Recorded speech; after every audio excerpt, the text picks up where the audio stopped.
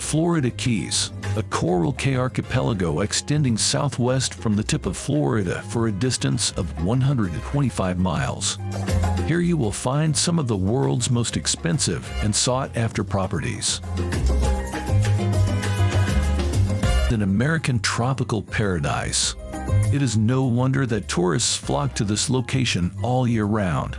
Tens of thousands arrive daily for a tropical vacation, hoping to escape the humdrum of the everyday routine.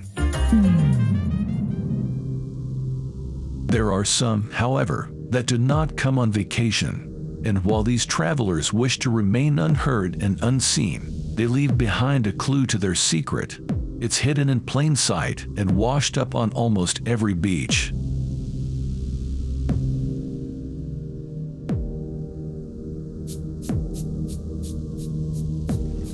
So I put everybody inside the boat. We load up everything. When it went darker, we went to the sea, of the open sea. Out in the open sea, I will never forget that. The waves were tall as a building. We stay in the water for like a week. Then we had about a rough weather. We ran out of water, we ran out of food. We flipped the boat. Thank God that those people came back and rescued us. If we would have left there, we wouldn't be here today. According to official estimates, 50 to 65,000 Cuban men, women, and children arrive in the Florida Keys yearly. It is estimated that thousands of others do not survive the trip. They come on tiny boats and homemade rafts across the open ocean in search of freedom and opportunity. With good weather conditions, it can take several days to complete the 110-mile journey from Cuba to the Florida Keys. But it can also take weeks when things go wrong for these little boats. The unpredictable weather, the Gulf Stream current, the shark-infested waters, all of this makes for a dangerous voyage. It's certainly not for the faint of heart.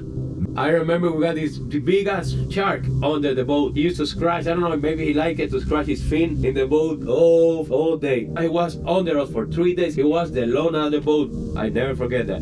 That's the only time that I feel fear. Many sail the treacherous journey in rafts built with whatever scrap material they can salvage. These boats are referred to as chugs. Some are composed of nothing more than styrofoam, sheet metal, and scrap wood.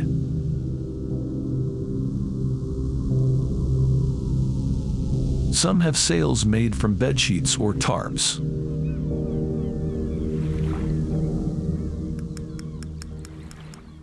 These boats, littered across the beaches, push by tide and storms into the rocks and mangroves.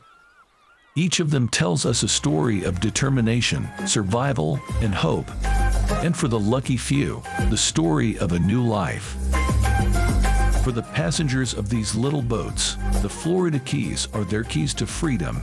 Freedom for which they are willing to pay any cost.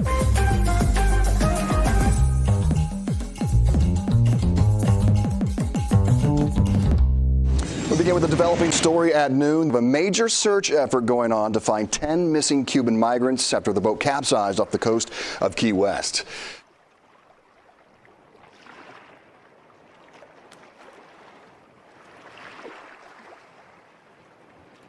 So that's how I got to this country.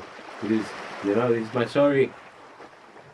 I was in the sea and it's crazy.